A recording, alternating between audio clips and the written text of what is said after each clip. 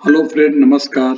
जैसा कि last lecture में हमने रिजर्वायर के बारे में बताया था, तो आज मैं फिल्टर्स एंड स्टेनर्स और हीट एक्सचेंजर्स के बारे में बताने जा रहा हूँ कि फिल्टर्स स्टेनर्स में क्या डिफरेंस और कहाँ लगता है, फिल्टर्स कितने टाइप के होते हैं, इसका क्या इंपॉर्टेंस है, हीट एक्सचेंजर का क्या पर्पस है और एयर टाइप का कहाँ लगता है और वाटर कूल्ड हीट एक्सचेंजर कहाँ आता है। तो हम शुरू करते हैं। हाइड्रोलिक क्या है, सबसे पहले तो हमें सिस्टम को हेल्दी रखने के लिए हाइड्रोलिक फ्लूइड्स को क्लीन रखना पड़ता है, और हाइड्रोलिक फ्लूइड्स को क्लीन रखने के लिए जो भी कंटामिनेंट्स है हाइड्रोलिक ऑयल को कंटामिनेंट से हमको फ्री करना पड़ता है। अब उसको फ्री रखने के लिए हमको फिल्टर्स लगाना पड़ता है या स्टेनर्स लगाना पड़ता है, या फिल्टर्स एंड स्टेनर्स दोनों लगाना पड़ता है। कोई कोई टैंक में मैग्नेटिक प्लग्स इंस्टॉल रहता है, और मैग्नेटिक प्लग्स क्या करता है, जो आयरन पार्टिकल होता है उसको ट्रैप कर लेता है, आयरन स्टील पार्टिकल को ट्रैप करता है, जो फ्लूइड्स के थ्रू आता है। एक स्टडी में ये पाया गया है कि अगर सर्वो वाल्व सिस्टम में लगा हुआ है या प्रोपोर्शनल वाल्व लगा हुआ है, तो हमको ऑयल का जो पार्टिकल्स होते हैं वो 1 से 5 माइक्रोन तक के पार्टिकल्स भी उसको डैमेज कर सकते हैं, वाल्व के ऑपरेशन को स्लगिश कर सकते हैं, वाल्व जाम हो सकता है। तो उस कंडीशन में ये ऑयल डिटोरिएट हो जाएगा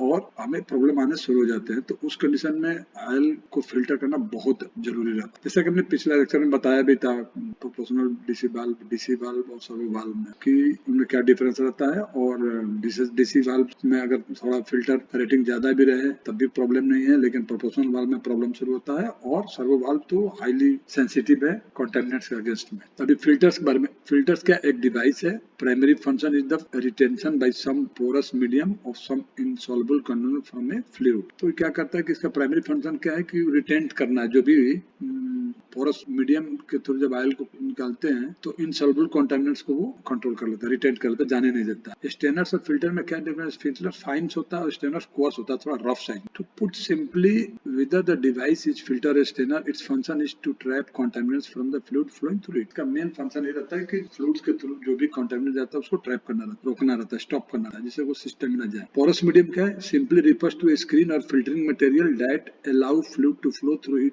but stops various other material. Fluids को जाने देता है और सब दूसरे मटेरियल को ये स्टॉप करता है। अभी क्या है, फिल्टर मेनली 3 टाइप से रहते हैं, inlet line filter, pressure line filter and return line. Mesh and micron rating filter में आता है। ए सिंपल स्क्रीन और wire strainer is rated for filtering fineness by a mesh number और its near equivalent standard sieve number से इसको denote करते हैं। The higher the mesh of sieve number the finer the, जितना ज्यादा mesh number रहेगा उतना ज्यादा फाइन फिल्टर रहेगा। फिल्टर्स में be made of many materials other than wire screen.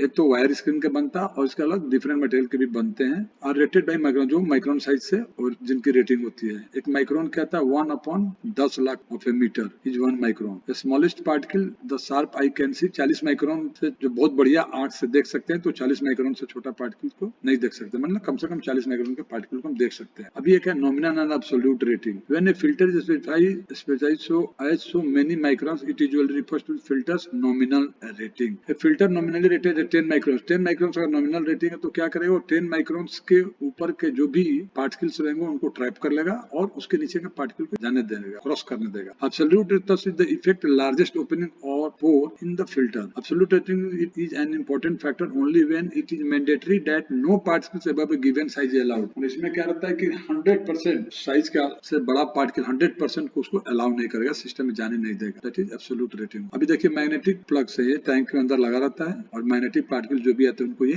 Trap कर लेता है। जब हम क्लीन करते हैं उसको निकाल कर हम साफ करते हैं। अब inlet filters, the figure show the typical inlet filters in many installed inside the reservoir. कभी इनलेट फिल्टर मतलब पंप के इनलेट में रहेगा, कभी कभी ये रिजर्वायर में डिप रहता है, कभी कभी ये बाहर में भी हो सकता है। अभी जो इनलेट लाइन है देखिए, इट इज रिलेटिवली कोर्स। अभी देखिए ये इनलेट लाइन में टैंक है, टैंक में यहाँ पे भी फिल्टर था, नहीं तो ये बाहर एक्सटर्नल टैंक के बाहर है, तो यहाँ पे भी है, ये दिखाया हुआ। It is relatively coarse as filters go being constructed of fine mesh wire. Fine mesh wire का बना रहता है, थोड़ा कोर्स साइज का रहता है। 100 mesh strainer suitable for thin oil protects the pump from particles about 150 micron size से, ये उसको पंप को बचाता है। There are also inlet line filters, these are usually mounted outside. एक तो हाइड्रोलिक ऑयल में डीप रहता है और एक आउटसाइड रहता है, मतलब ऑयल को आउटसाइड रहता है। जैसे देखिए ये फिल्टर है, ये ऑयल हमारा रिजर्वायर है, बाहर में लगा हुआ। They must be relatively course. अगर कोर्स नहीं रहेगा तो प्रेशर ड्रॉप होता है, प्रेशर ड्रॉप होगा तो हमारा पंप डैमेज होता है, इसलिए थोड़ा ये कोर्स साइज का ही डालते हैं। In case the fine filters the size will very large. In case of fine filters, अगर फाइन फिल्टर्स हो तो उसका साइज बहुत बड़ा होगा, क्योंकि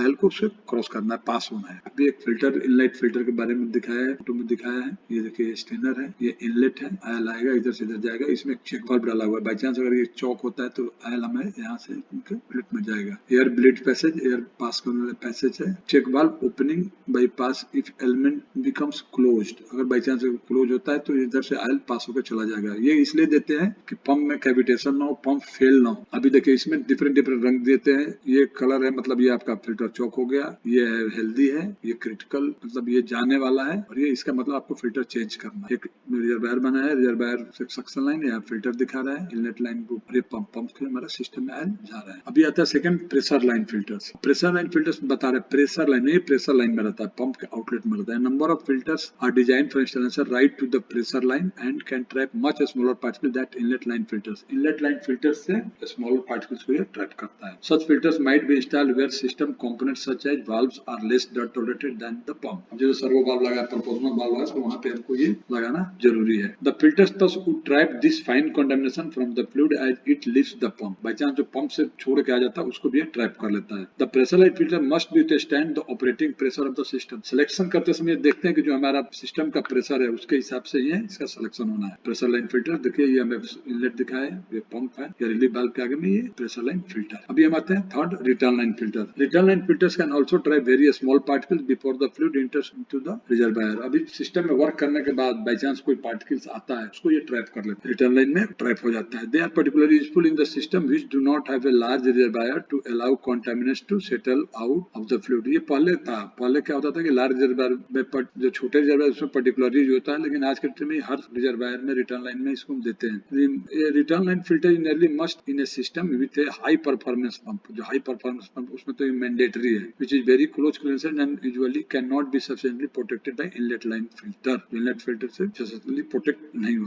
रिटर्न लाइन फिल्टर्स का हमने दिखाया है, देखिए रिटर्न से आयल आ रहा है, रिटर्न से आयल फिल्टर के थ्रू टैंक में जा। अभी हम आते हैं हीट एक्सचेंजर। अभी क्या होता है कि हीट एक्सचेंजर जैसा कि हमने बताया था, रिजर्वायर तो बड़ा सेलेक्ट करते हैं, तो कोशिश तो ये रहती है कि हमें जो भी सिस्टम में आयल है वो 100% ठंडा हो जाए, लेकिन कोई भी सिस्टम 100% एफिशिएंट नहीं रहता है, तो इसका नाम है हीट एक्सचेंजर। मैंने हीट को एक्सचेंज करता है। हीट को एक्सचेंज करने के लिए क्या रहेगा, एक तो आयल रहेगा, तो किसके हीट को एक्सचेंज करना है, आयल जो गर्म होकर आता है उसके हीट को निकालना है। तो जब हीट को एक्सचेंज करना है तो इसके कॉन्टेक्ट में क्या आएगा, कोल्ड वाटर आएगा या एयर आएगा, जिसके थ्रू ये पास होगा तो ये ठंडा होते हुए सिस्टम में चला जाएगा। For this reason we think for heat exchange it is mainly of two type, coolers and heaters. अब ये कूलर्स एंड हीटर्स आ गया। अब ठंडा कंट्री में क्या होता है कि वहां पे आयल का टेम्परेचर ड्रॉप होने, ठंडा कंट्री में टेम्परेचर डाउन से उसके फ्लोबिलिटी पे आयल फ्लो नहीं होगा बराबर। उस कंडीशन में क्या करते हैं, हम हीटर यूज करते हैं। लेकिन हमारे जैसा इंडियन कंट्री में क्या करता है कि हमको हीटर्स की जरूरत नहीं पड़ती। हालांकि हर रिजर्वायर में डिजाइनर लगा के देता है, लेकिन हम यूज नहीं करते हैं, हम यूज केवल कूलर वाला करते हैं, हीट एक्सचेंजर करते हैं।